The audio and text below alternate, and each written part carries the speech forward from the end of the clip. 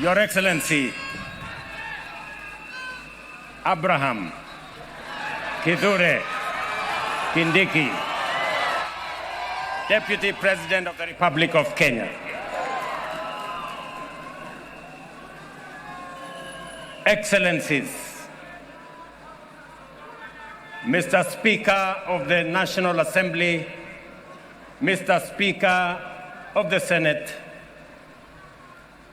our sister, your leadership, the Chief Justice of the Republic of Kenya, members of the judiciary, members of the executive, members of the legislature, fellow Kenyans, hamjambo. Hamjambo tena. Bwana Yesu asifiwe. Assalamu alaikum. Hebu mnisalimie hivyo hewani nione ndugu wa Kenya.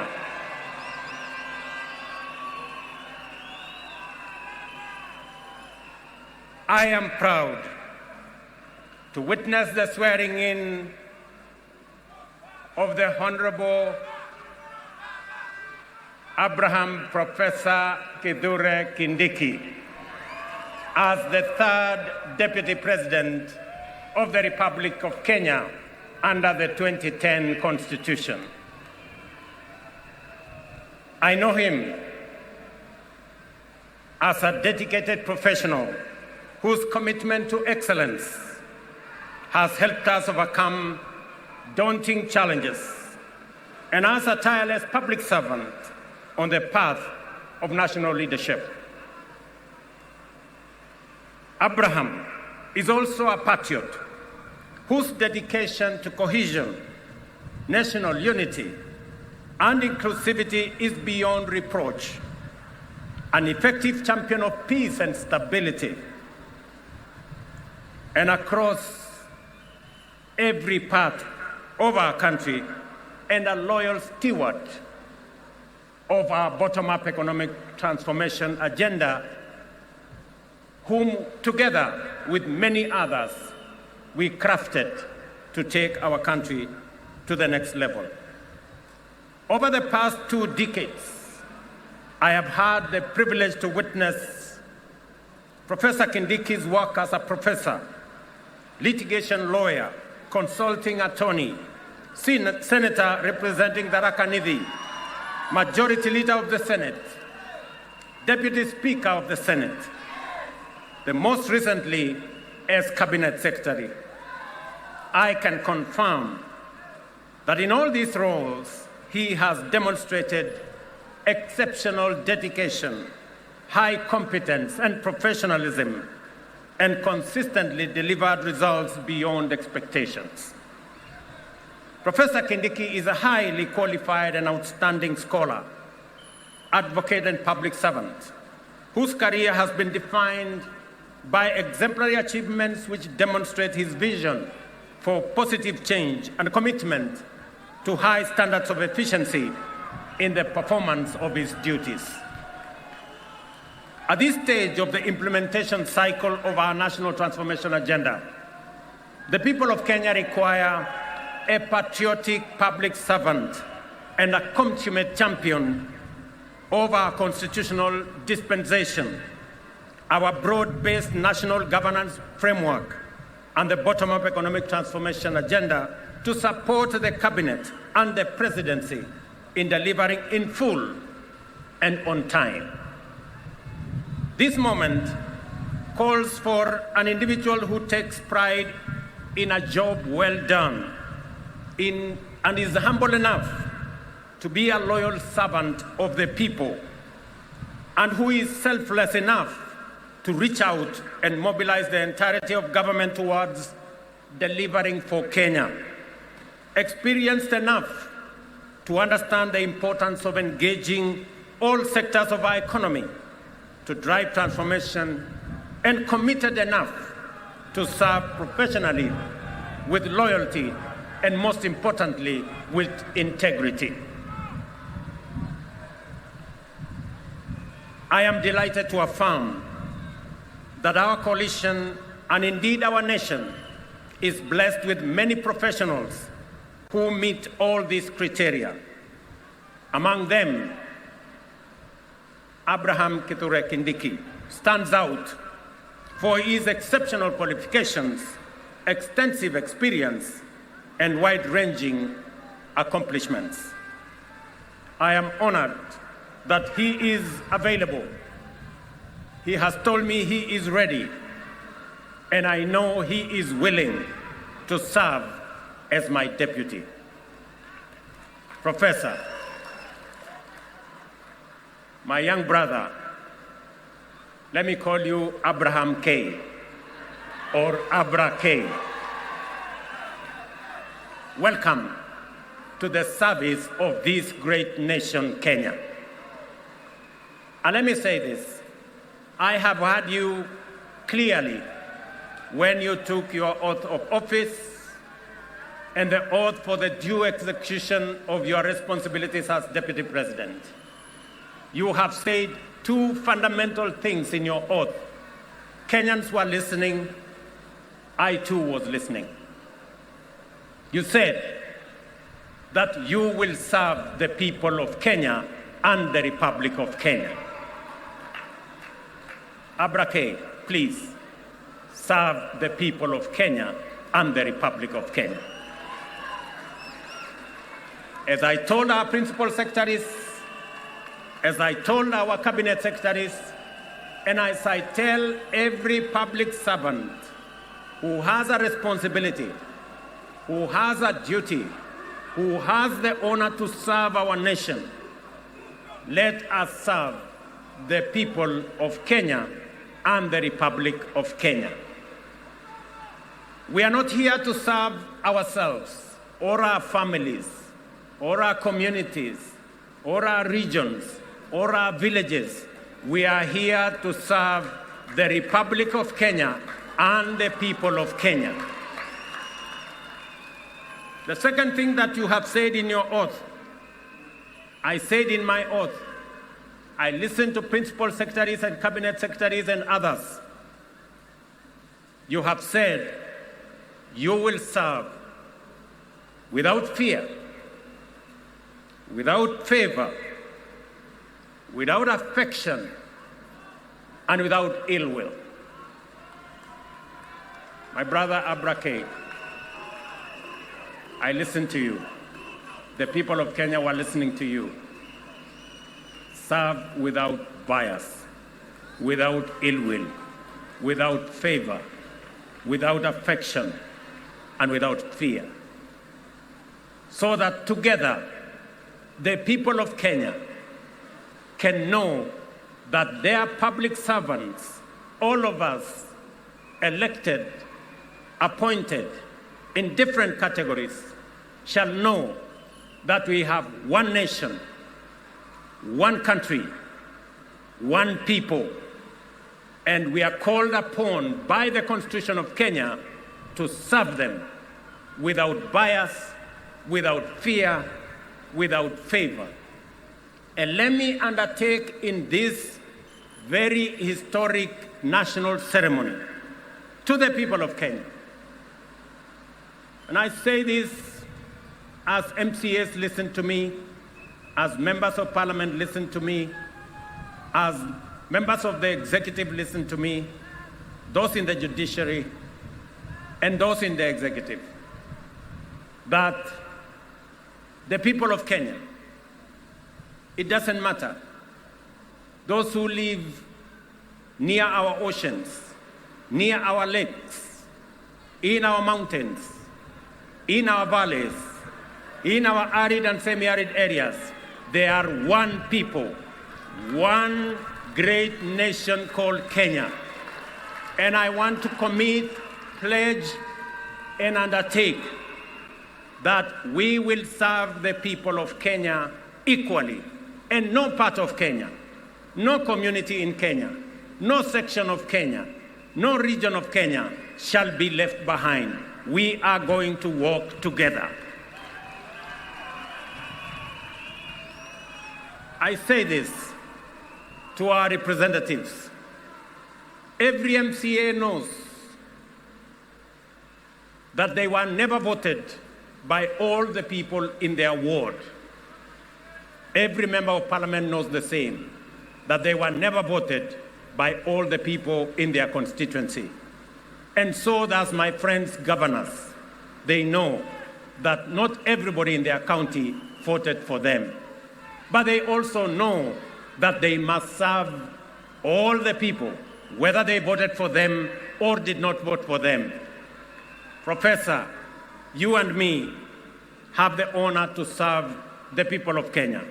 And as I have said before, we will serve the people of Kenya equally, those who voted for us and those who did not vote for us. The government of Kenya equally belongs to all the people of the Republic of Kenya. Let me also say the following, because this is a very important occasion. To underwrite that our judiciary works, that our legislature works, and we will make sure that our executive works and serves the people of Kenya. I know that we've gone through a journey, but in this journey, we have affirmed to both ourselves as the people of Kenya, to our friends, and to the international community, we have affirmed that Kenya is a constitutional democracy founded on the firm foundation of the rule of law. We believe in freedom, and we believe in making sure that no Kenyan and none of us is left behind. Today we stand here as a people, united, peaceful, because we are a democracy, we believe in our constitution, we believe in the rule of law, and we are a free people, and we make choices. Let me also say this. To all of us who are public servants, it doesn't matter at what level. To all of us, we are reminded on this very historic day that we serve at the pleasure of the people of Kenya, and we serve under the provisions of the law and the Constitution of the Republic of Kenya. And that none of us, irrespective of the office we hold, is greater than what our Constitution says. We must obey, we must submit to the law and to the Constitution, because that is what makes us a nation. Let me say this as I conclude. We have made strides as a nation. Today, our savings as a percentage of our GDP is growing. We have changed and we have transformed our education system. Today, we have more teachers. We just announced another 20,000 teachers. We have a new funding model that is student-based, which we are refining to make sure that no child in Kenya is left behind. My dear Professor Kindiki, I need your voice. I need your intellect to help me and to help members of our cabinet to profile the things we are doing, to speak to the things that we are doing.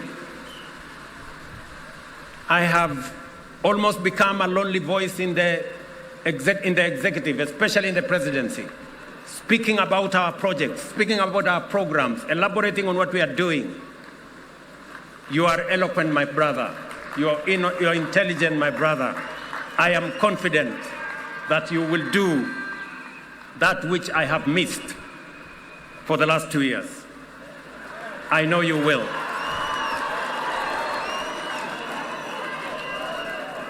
We have a huge program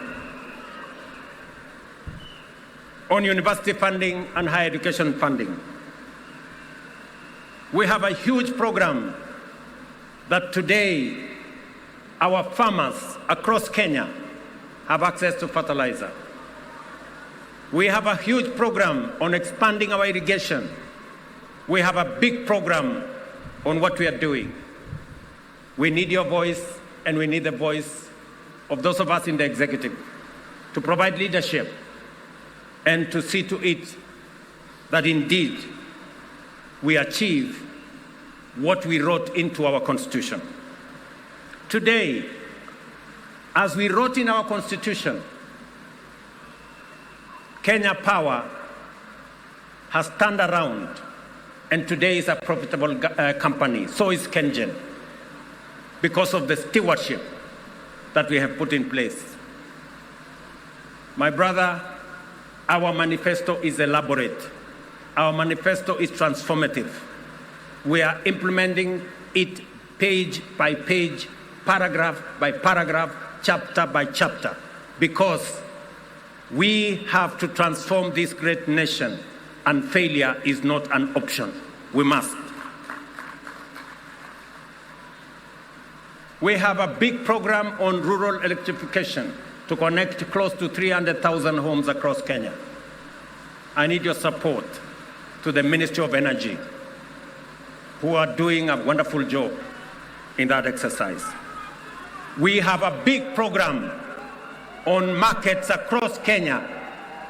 We have a big program on housing across Kenya. Today, we have 160,000 people working in a housing program. By December, actually next month, we will begin to hand over the first 1,000 houses under our program, under the program that will make ordinary people, Mama Mboga and Boda Boda, pay 3,000 shillings every year and access housing in the Republic of Kenya. My brother, let me tell you, our universal health coverage is underway, with a bit of challenge initially, but now we are moving. And I want to tell the people of Kenya, we are going to transform this nation. And we have the team. And Professor, welcome to the team that is going to transform Kenya into a great nation that is going to make every Kenyan proud. Let me conclude by saying we have what it takes to transform the Republic of Kenya. And I am committed to making sure that whatever it takes, whatever decisions that have to be made, we will make them so that our nation can truly be transformed. As I talk to you, 10,000 young people are now engaged in climate works in Nairobi. We intend to take that in the next few months into 40 and 50,000 young people. And I commit to the people of the great city of Nairobi that we are going to clean the Nairobi River and we are going to transform it into a better, different causeway as we transform the city in the sun, the headquarters of the environment in the world, where we have UNEP in Nairobi. We're also going to roll out the program that will make sure that we tap into the private sector and make sure that we can work through public and private partnership to make sure that we roll out some of the urgent, important programs that are important for the transformation of our nation. Let me conclude by asking all of us, members of the legislature, members of the judiciary, especially our investigative institutions, to make sure that we ensure that public resources are used efficiently, effectively. I call upon the Office of the Director of Public Prosecution, the offices of the DCI, and the offices of the IG to work with the judiciary so that the corrupt can be firmly, decisively dealt with in the Republic of Kenya, and the citizens of the Republic can get their due in the expenditure of public resources. I know that of recent, we have seen incidences of our girls, our mothers, our women who have been murdered in cold blood. And let me say this, that the DCI and all the investigative authorities in the Republic of Kenya must stand up to these criminals, and we must deal decisively and firmly. And I want to ask us as a society to be careful with strangers, to be careful with people who lure our girls, our women into situations that compromise their security. But we must be on the lookout, all of us as a nation. This is yet another moment. This is yet another beginning. And I am confident that we are going to take Kenya to the next level. Professor Kindiki, as you and all know, there is much to be done to fulfill our commitments and set our nation on the path to prosperity. I expect you to embark on your duties with dispatch and zeal. I wish you success as you begin your service in the high office you have assumed today. May God bless you. May God bless your family. And may God bless our great republic, the nation of Kenya. Asanteni sana, Mungu awabariki, na tutasonga mbele pamoja. Asanteni. Naomba sote sasa tusimame wima kama ishara ya uzalendo wetu. Tumalizie kwa wimbo wa taifa. Wimbo wa taifa.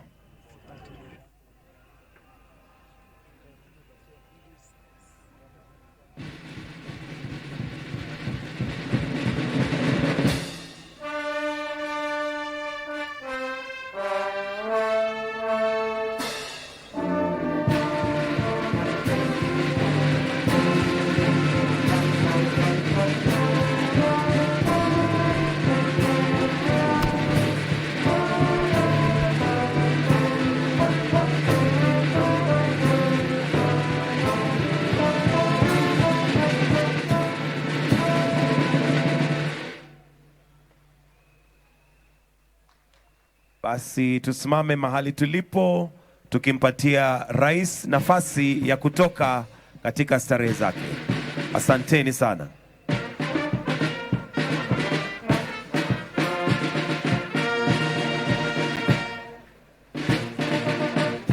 Tutamruhusu Mheshimiwa Rais aweze kuondoka, na kisha Mheshimiwa Naibu Rais atafuata nyuma wakiandamana pamoja na viongozi wengine.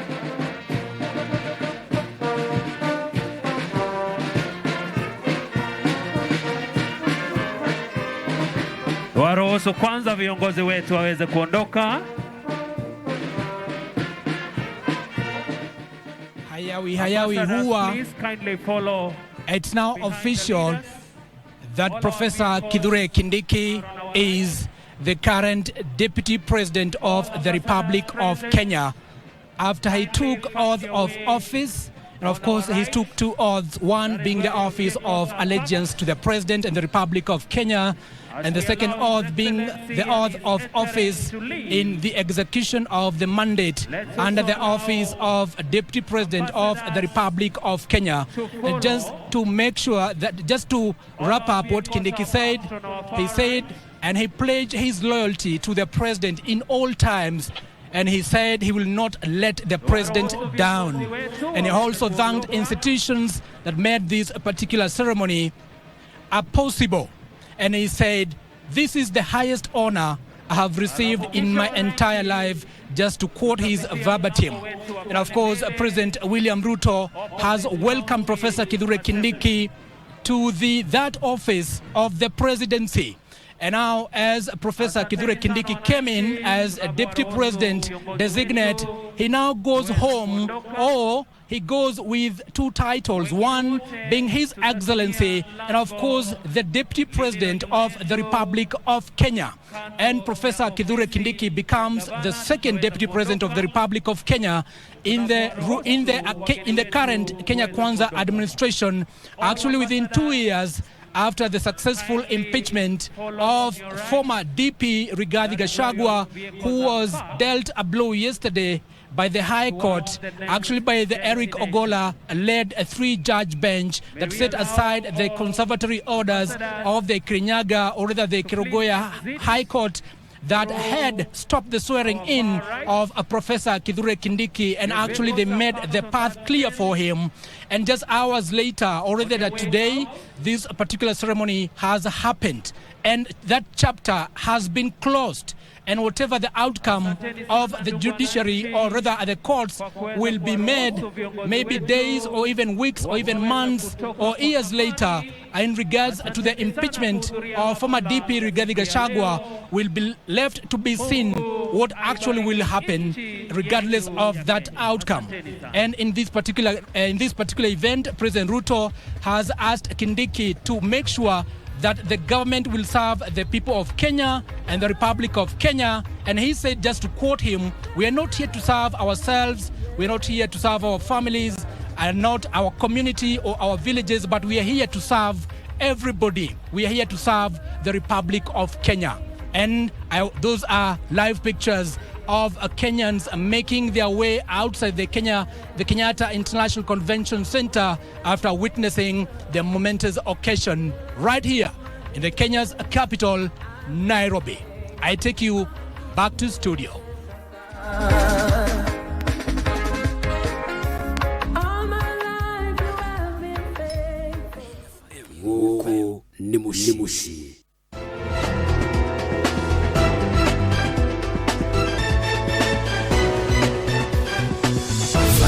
FM